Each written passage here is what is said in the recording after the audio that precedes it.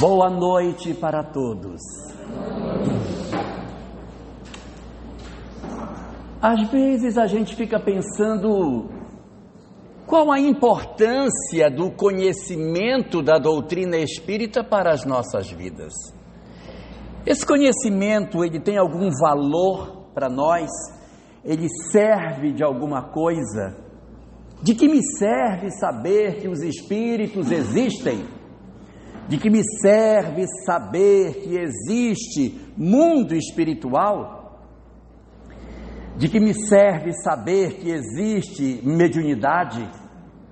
De que me serve saber todas as coisas que a doutrina espírita nos entrega? Qual é o sentido para as nossas vidas de nós nos aproximarmos desses conhecimentos? Teria então a doutrina espírita a capacidade de fazer alguma mudança nas nossas vidas com os ensinamentos e os conceitos que ela possui?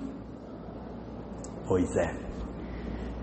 Observando o que a doutrina espírita nos conta, a gente pode perceber grandes transformações.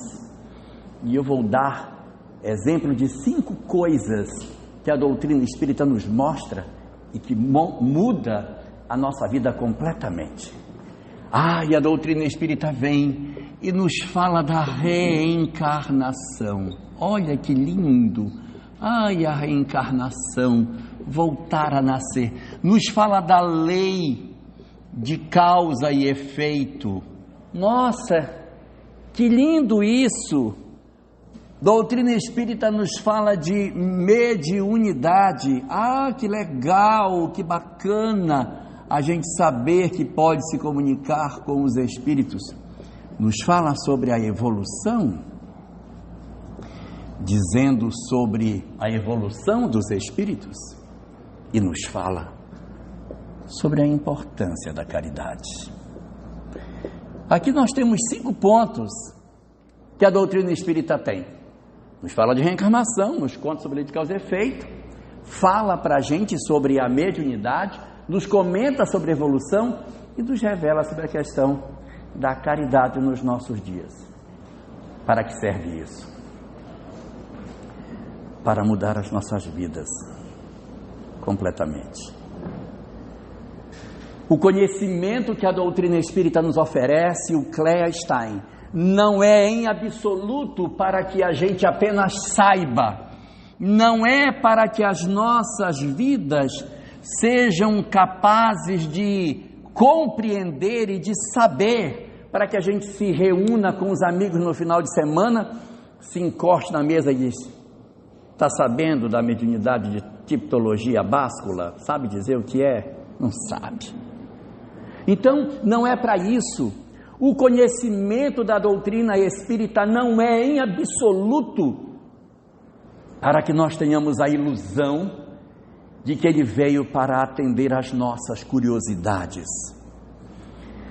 O conhecimento que o Espiritismo nos entrega, ele oferece isso exatamente para que as nossas vidas não sejam mais as mesmas a partir do momento em que este saber nos é oferecido através das várias obras que trazem o conhecimento espírita.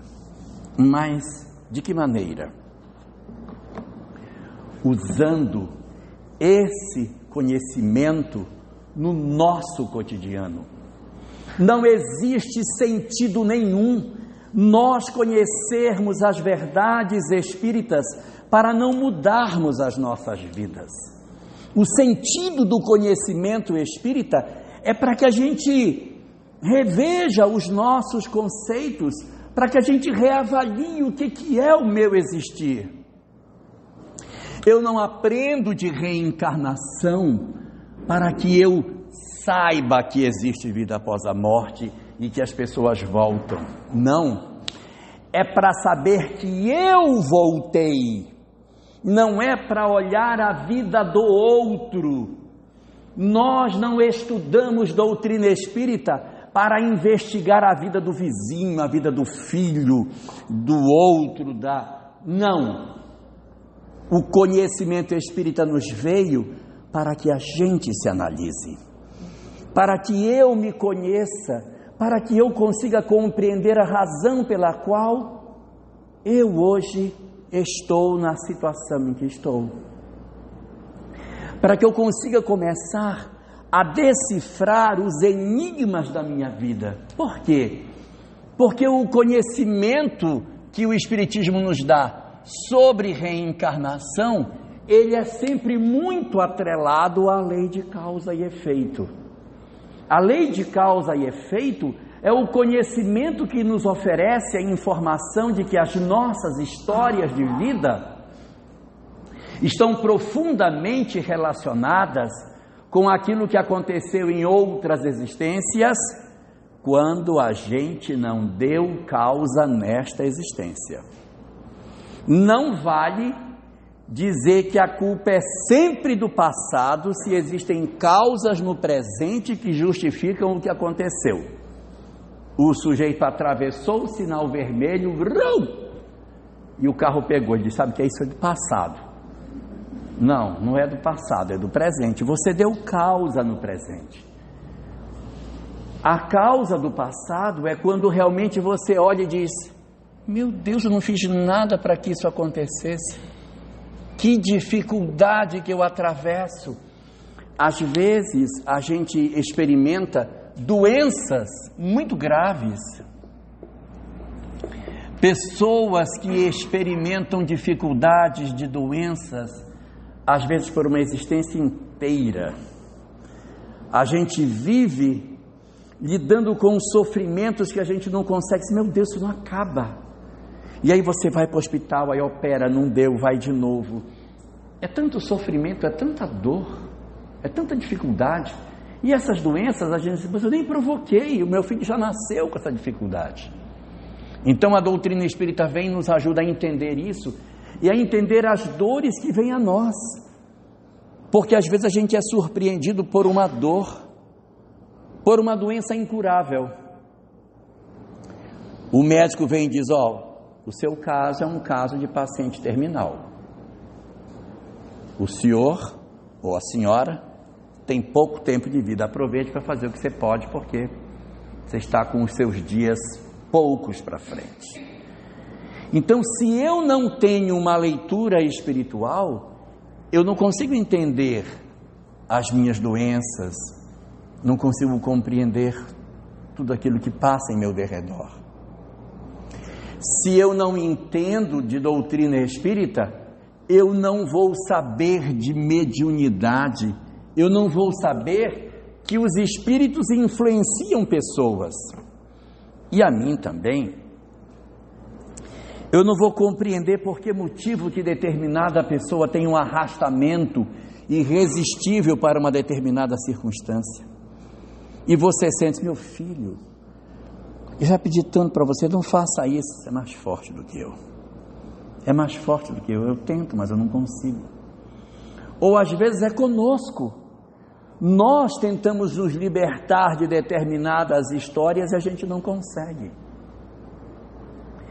Às vezes são os nossos pais que nos dizem: minha filha, esse rapaz não serve para você. E a gente diz: eu sei, mamãe, mas eu não consigo largar o miserável.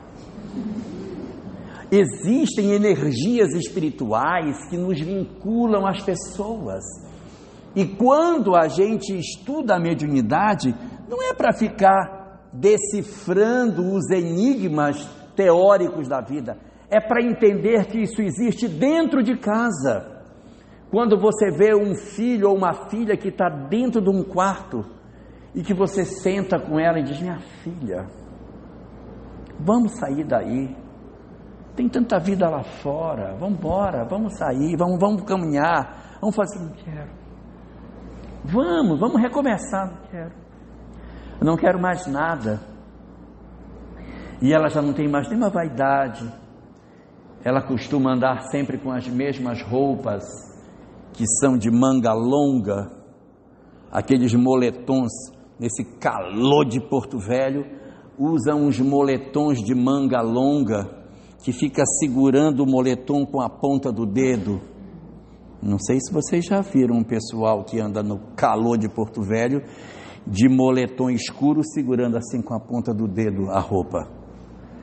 Muito frequentemente, isso acontece porque essa pessoa pode estar passando por processo de automutilação. Ela está se cortando. E para que você não veja que ela se corta, ela usa moletom escuro, porque se for claro vai aparecer as manchas de sangue. Então ela se corta, coloca o moletom e segura a ponta do moletom e anda sempre assim na escola, retraída no canto, escondida. E você fica, meu Deus, o que é que está acontecendo? De onde vem esse processo depressivo que de repente minha filha, meu filho ou eu mesmo tenho?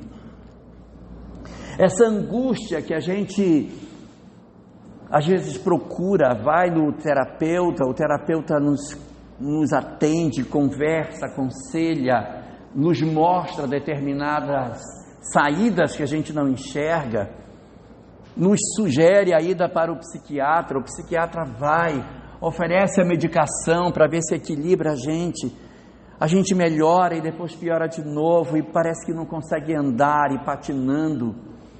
Ah, se eu soubesse que a mediunidade é um grande instrumento das nossas vidas, quanto bem nós faríamos a nós próprios se nós compreendêssemos a dinâmica desse processo como um todo. Então a mediunidade, ela responde por uma série das situações de perturbação que a gente tem, principalmente quando essa mediunidade, ou seja, esse canal de comunicação com os espíritos, é usado por entidades perversas em um fenômeno que a doutrina espírita chama de obsessão, que é quando um mau espírito se conecta a alguém e se enraiza nele e não deixa a pessoa em paz um momento. Num sentimento de ódio, num sentimento de vingança, num sentimento de tristeza, num vício que pode ser a droga, que pode ser o álcool, que pode ser o sexo desregrado, que pode ser uma série de condutas equivocadas que a nossa sociedade possui. Quantas vezes os dramas que a gente atravessa, eles estão relacionados exatamente com essa nossa conexão com as entidades perturbadoras. Mas a doutrina espírita também conta outras coisas interessantes. Ela nos fala da evolução, o que é muito bonito, ao dizer para nós que todos nós teremos um destino feliz. Isso é fantástico, porque a gente aprende tanto sobre as nossas condições espirituais, os dramas que a gente passa, as dores que atravessa. Mas a doutrina espírita vem e diz: mas eu tenho outras notícias para te dar. Todos nós seremos espíritos felizes. Não há nenhum de nós consagrado para viver eternamente no sofrimento. Nós somos todos espíritos que temos uma perspectiva muito feliz, porque do jeito que a doutrina espírita nos oferece o que seja a vida, nós temos a imortalidade, nós temos as reencarnações, nós temos um caminhar infinito, aonde as experiências vão permitindo com que a gente vá progressivamente se desembaraçando das nossas imperfeições morais. Qual é a tendência? A tendência é que a gente sinta o quanto que o mal faz mal e devagarinho a gente vai dizendo: isso aqui já não me satisfaz mais não, isso aqui já não me agrada mais não, antes me agradava, hoje não me agrada mais. E a gente vai cansando do mal, e à medida que vai cansando do mal, vai naturalmente começando a procurar as perspectivas do bem. E quando a gente consegue encontrar essas perspectivas na nossa vida, a gente começa a perceber que nenhum de nós está criado para o sofrimento, que todos fomos criados para sermos felizes.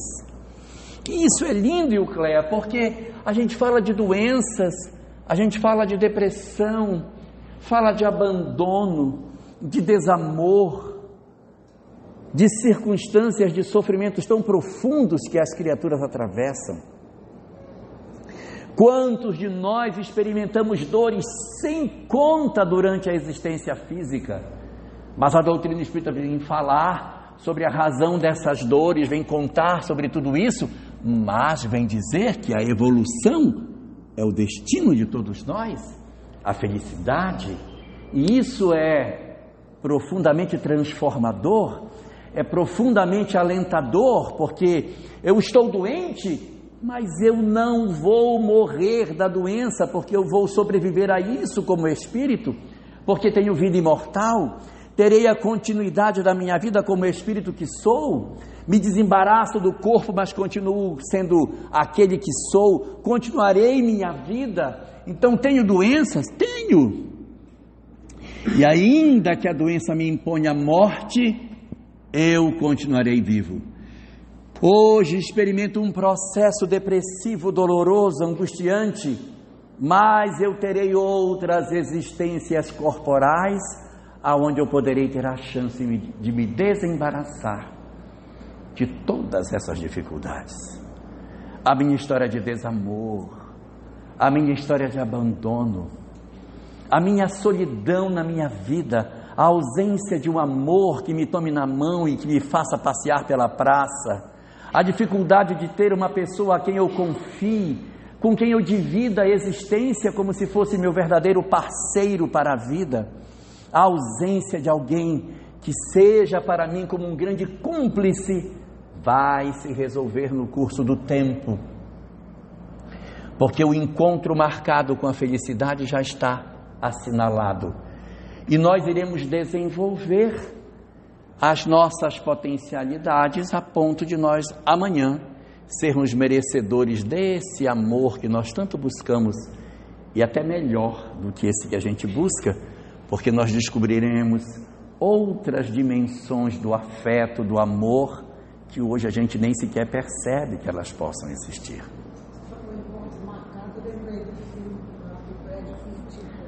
O encontro marcado do Brad Pitt, né? Pois é. Você não achou o seu amor, não se preocupe, você vai encontrar na próxima. Às vezes a gente está sozinho nessa, porque é a experiência que a gente precisa hoje para provar a nossa lealdade diante da vida. Porque às vezes a gente não encontra o amor da nossa vida e depois agora eu vou ser de todo mundo, já que não tem a pessoa que eu quero, então agora também não vou mais me esforçar.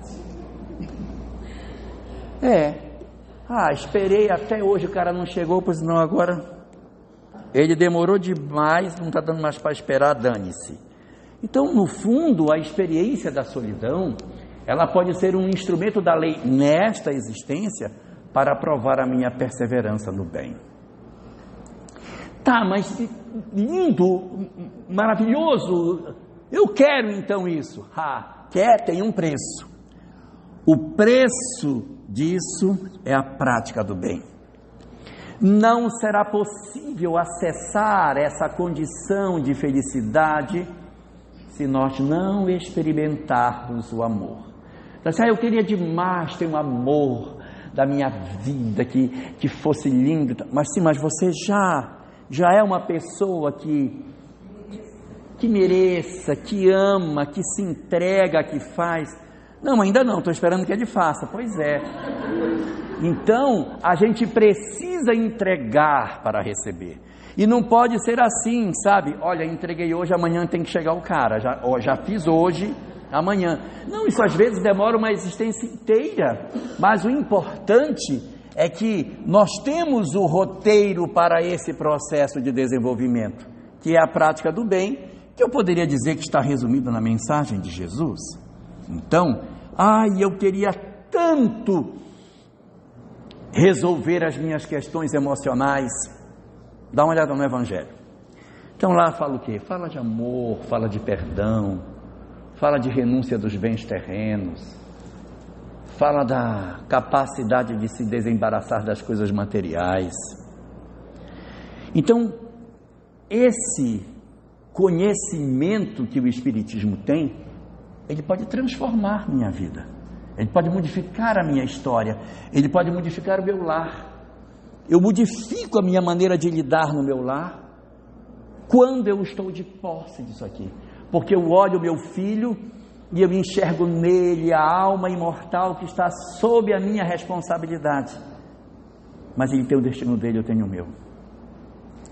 Eu tenho a capacidade de entender que tudo vai passar, que meu marido ou minha esposa está doente e que de repente a gente vai se despedir temporariamente, porque a gente vai se reencontrar.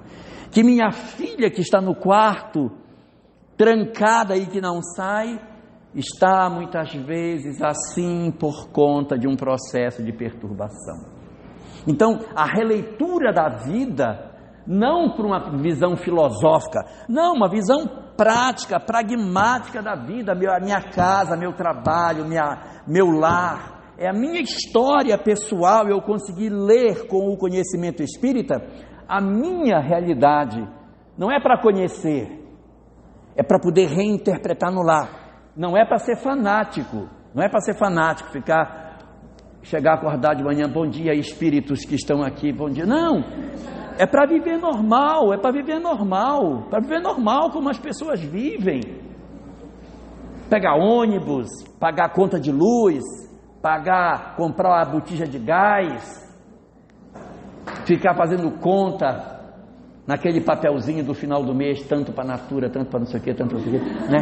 É isso que é o normal, é a vida é assim, mas é para a gente fazer isso, e quando a gente sentir que o coração apertou, aí eu lanço mão desse conhecimento. Eu não posso fazer isso, se eu fizer isso, não vai ser bom. Então, esse conhecimento ele é profundamente libertador. Ele é profundamente transformador das nossas vidas. E eu vou provar o quanto que ele é transformador. E o que acontece quando a gente não tem nada disso, Eucléa? Quando eu tenho uma doença na minha família, o meu marido está doente, e eu sinto que de repente a desencarnação se aproxima. As contas não estão batendo, não estou conseguindo fechar as contas. O emprego não está acontecendo. Eu também estou doente. O meu filho está na droga, minha filha está envolvida com depressão. Nós não estamos nos acertando. E minha mulher já disse que vai me largar. Então você tem uma circunstância, e esse quadro que eu estou colocando, ele não é um quadro tão difícil de estar acontecendo não, tá?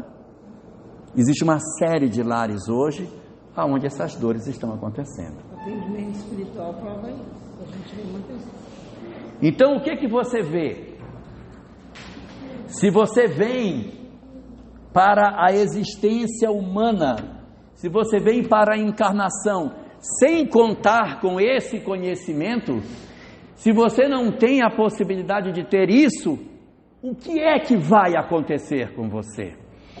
Porque existem muitas pessoas que se refugiam na fé. Não, eu vou num local tal, uma igreja, e ali eu consigo, puxa, muito bom.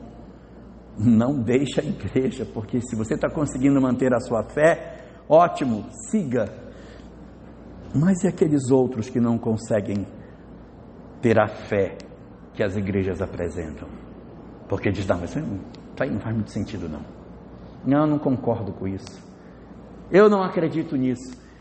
Então, quando os indivíduos eles se afastam disso e não conhecem as leis espirituais que formam a estrutura da vida, ai de nós, porque muitas pessoas, em função das dores que atravessam e por conta do desconhecimento das verdades espirituais, podem experimentar duas circunstâncias que estão apresentadas em O Evangelho segundo o Espiritismo, no capítulo 5, chamado loucura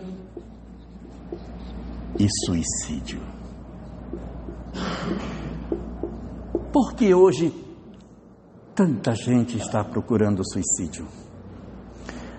Por que as taxas de suicídio estão crescendo tanto? E elas estão crescendo em todas as faixas de idade. Elas estão crescendo bastante entre os idosos, porque acham que estão dando trabalho.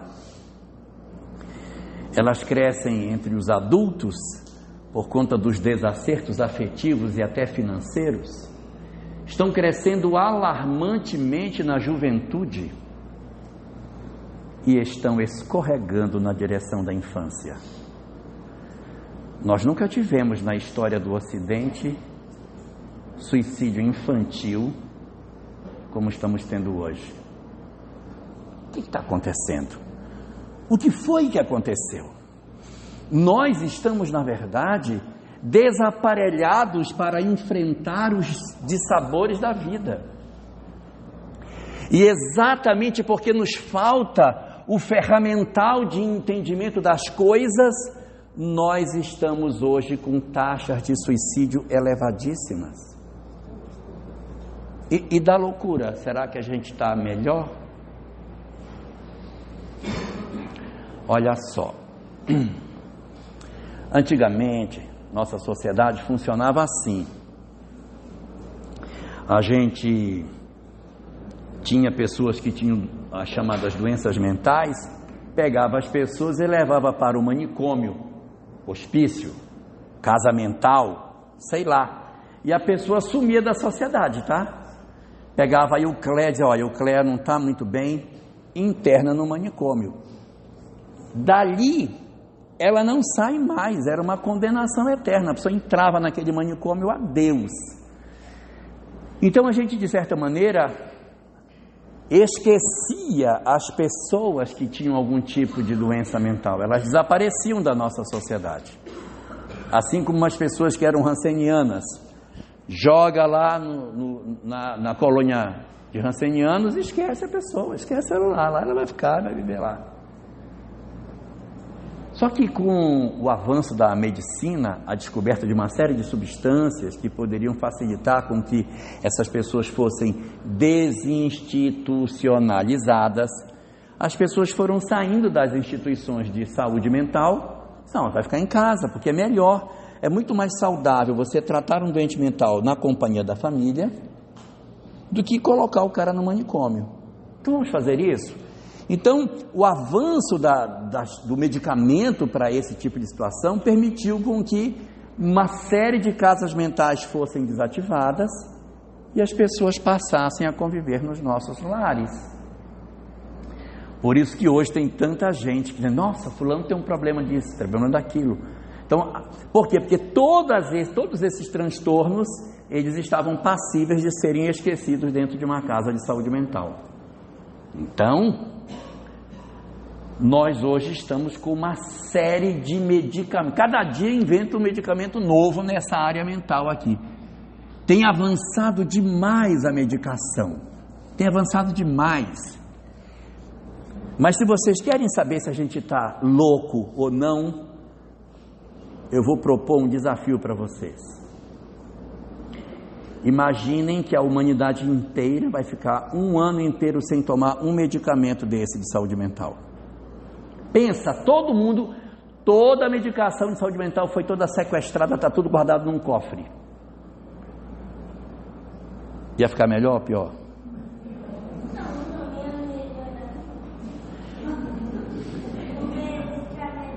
Essa é a sociedade real que nós somos. Nós não sabemos o quanto a gente é desequilibrado, porque a pessoa diz assim, eu não estou muito bem, eu vou tomar um remedinho, aí melhora o meu humor, aí diminui, o cara é bipolar, o outro é depressivo, o outro tem síndrome do pânico, o outro tem transtorno opositor desafiador, o outro, fulano é esquizofrênico, não, o outro tem um problema de autismo, o outro tem problema de TDAH, cada um na sua tomando uma medicação diferente, e todo mundo tranquilo na fila do banco, esperando sua vez para ser atendido. Condição, por favor, pode passar à frente. Não, tranquilo, pode ir. Tira a medicação para você ver.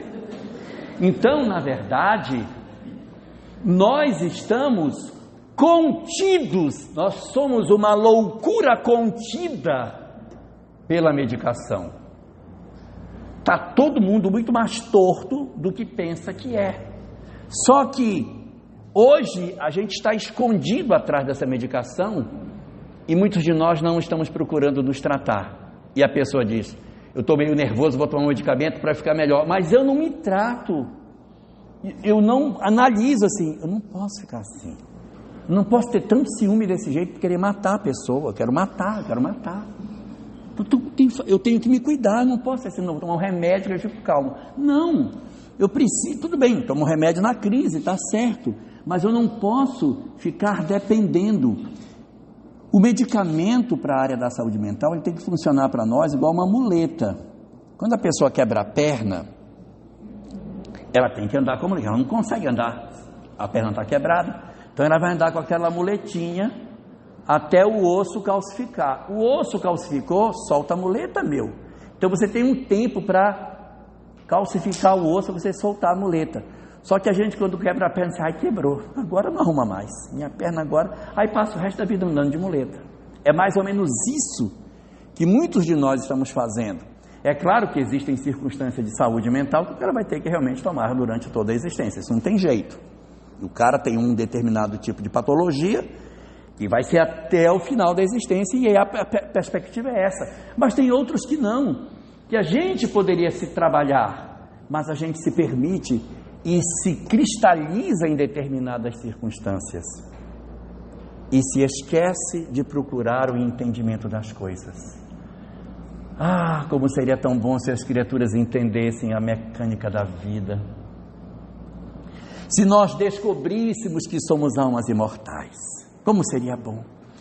E se a gente não faz isso, essa loucura agrava. Esse processo de perturbação pode nos levar a experiências profundamente danosas, como o suicídio, tal como acontece nos dias de hoje. A doutrina espírita nos conta que às vezes a gente, no desespero da dor, decide pelo suicídio na ilusão de que o suicídio vai ser o fim de tudo. Mas as obras espíritas estão fartas de informação para nos dizer que a vida permanece, a vida é imortal. Então a pessoa mata o corpo, mas ela continua viva. E ao perceber que ao destruir o corpo a vida não resolveu e ele continua até pior do que ele estava, que imagina que você tem uma dívida impagável. Eu vou me matar. Aí você se mata e aí destrói a família, que aí você vai ver a família numa situação muito mais difícil. Você vai se desesperar mais. Vai lamentar as oportunidades perdidas. As obras espíritas são unânimes em afirmar que o suicídio nunca será uma solução satisfatória para o problema que for que a gente estiver passando. Mesmo que seja um problema terrível, sempre a gente tem que pensar uma solução que não passe pelo aniquilamento da vida física. Muda de endereço, muda de casa, muda de CPF, sei lá, faz alguma coisa. Às vezes a gente vive um sofrimento enorme dentro de uma determinada circunstância e diz assim, eu vou me matar. Se você está diante da possibilidade de se matar por conta do drama, quebre a cela onde você se prende e viva a outra vida, mas não se mate.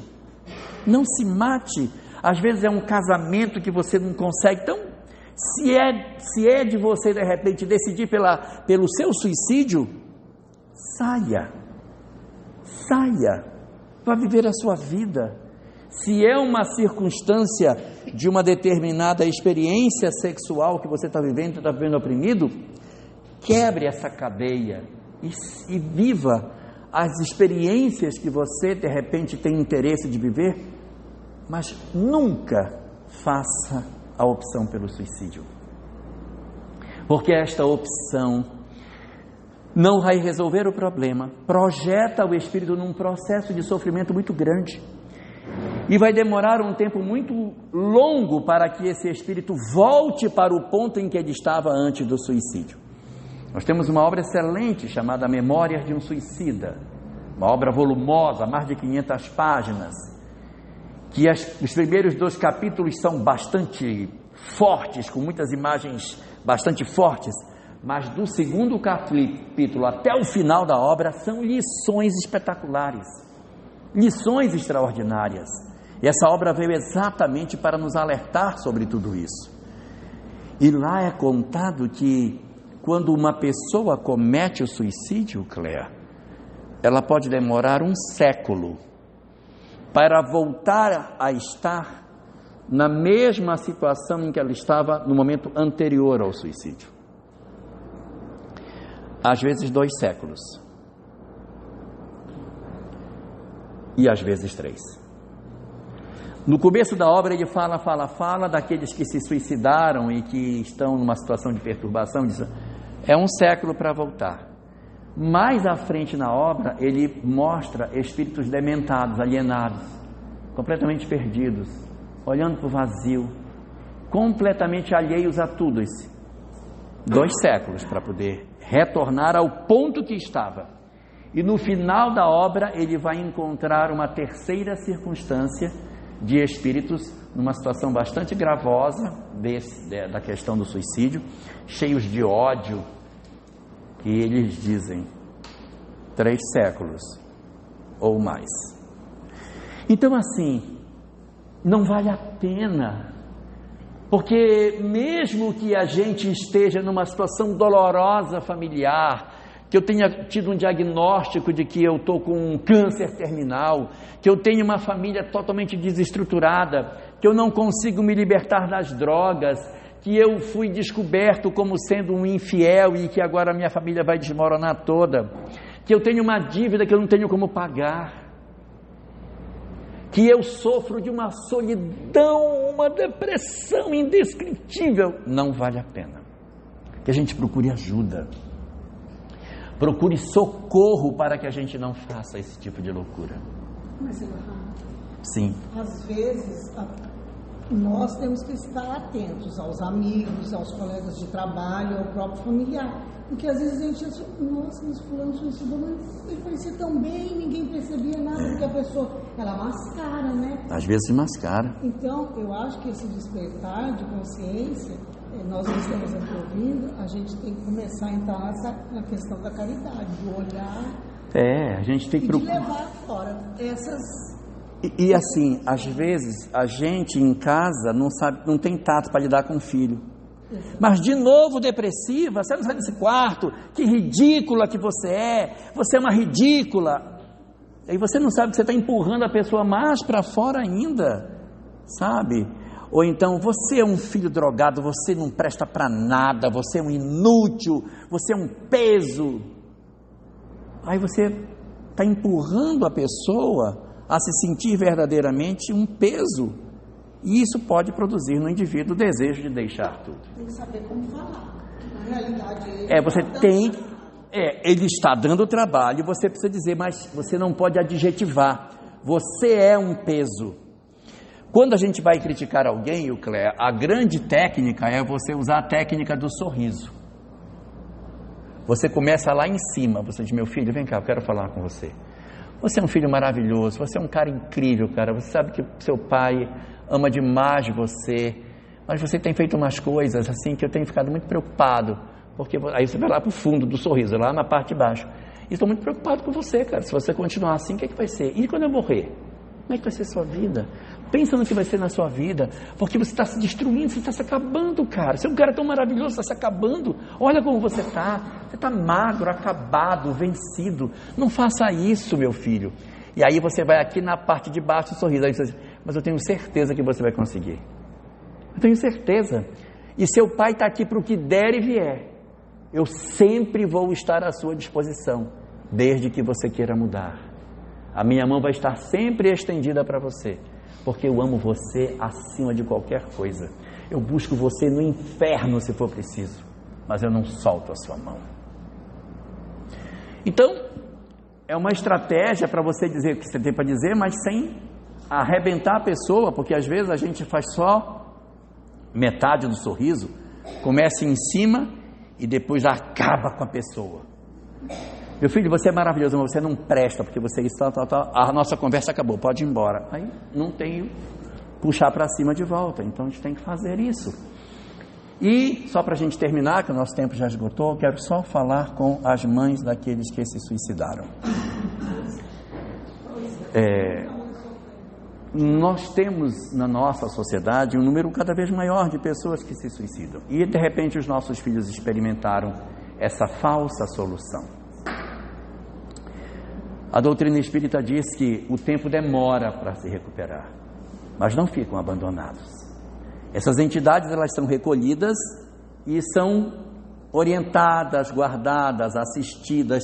Só que o tempo de recuperação do indivíduo é que é longo. Mas eles não ficam assim, você se suicidou, vai para o buraco para sofrer. Não, recolhe porque eles já estão sofrendo muito. Recolhe, eles são levados para um local que Maria de Nazaré diretamente é a protetora desse ambiente, e ela cuida desses indivíduos, dando todo o aparelhamento possível para que eles se recuperem e voltem. Mas o que é que nos falta, Eucléia? Conhecimento espiritual. Por isso que doutrina espírita é tão importante, por isso que é tão fundamental a gente se apropriar desse conhecimento. Não é para saber, para mostrar para os outros, é para mudar a nossa vida e cuidar daqueles que Deus nos deu, para a gente também cuidar. Eu lembro de um Instagram, tem um Instagram, Nossa, não tem. Fica para a próxima. A próxima. Eu vou pensar numa próxima. Também tem tempo.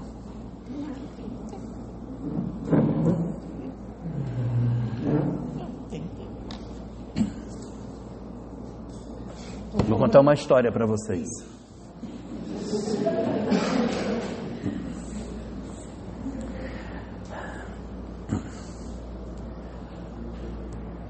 Numa viagem de navio muito luxuoso, as pessoas estavam passeando pelo convés do navio, passando para lá e para cá, rindo, celebrando aquela viagem maravilhosa, que nem se deram conta de que num canto do convés havia um garoto no chão, brincando com as pecinhas dele no meio do convés, e as pessoas adultas passando para lá e para cá. Num dado momento, o céu começou a ficar meio estranho, meio esquisito, e as nuvens começaram a ficar muito escuras e o navio começou a balançar de maneira bastante preocupante. E não demorou muito, uma tempestade pegou o navio pela proa. Mas era uma tempestade terrível, porque a chuva batia e lavava o convés, e as pessoas se agarravam nas barras para não serem levadas pela água. E o mar encapelado balançava o barco para um lado, depois jogava para o outro, e as pessoas começaram a gritar, se desesperar diante daquilo que acontecia. E o garoto no canto jogando com os seus brinquedos. E os adultos começaram a gritar, se agarrar uns nos outros e entrar em pânico, e quando viram que a tempestade avançava cada vez mais, eles começaram a se jogar no mar. O desespero foi tão grande que as pessoas começaram a se jogar na água. Com medo de que fossem morrer, é melhor se jogar logo antes do que esperar que o barco vá para o fundo. Elas se jogaram na água, gritando no meio daquela escuridão, gritando desesperado. E o garoto juntando as pecinhas dele que os outros chutavam, ia lá para o canto, continuava brincando. E assim foi durante a tempestade inteira, até que depois de um certo período, a tempestade começou a passar, começou a ajeitar, o barco foi acomodando, e aí as coisas foram se normalizando. Os poucos que sobraram e que não tinham se jogado no mar, começaram a tirar a água do convés, limpando o barco, tentando limpar de tudo, e o garoto sentado, brincando ali, e de repente um dos homens que estava limpando o barco, virou-se para o garoto e disse: meu filho, você não viu a tempestade, não? Ele disse: vi. Você viu o quanto as pessoas ficaram desesperadas gritando? Vi. Você viu, meu filho, que as pessoas se jogaram na água, se mataram de desespero? Vi. E você não ficou com medo da tempestade? E o garoto respondeu: não, o meu pai é o piloto. Então, quando a gente tem certeza que quem governa a nossa vida, que o piloto do barco nos ama e é nosso Pai, a gente atravessa a borrasca sem ter medo. Porque no fundo, depois de todas essas informações que a doutrina espírita vai nos entregar, ela vai nos falar de Deus, da sua misericórdia, do seu amor e da imensa capacidade que Ele tem de cuidar de todos nós. Mas para isso, precisa entender sua lei, para amá-lo e tentar ficar sereno diante das provas que a vida nos traz.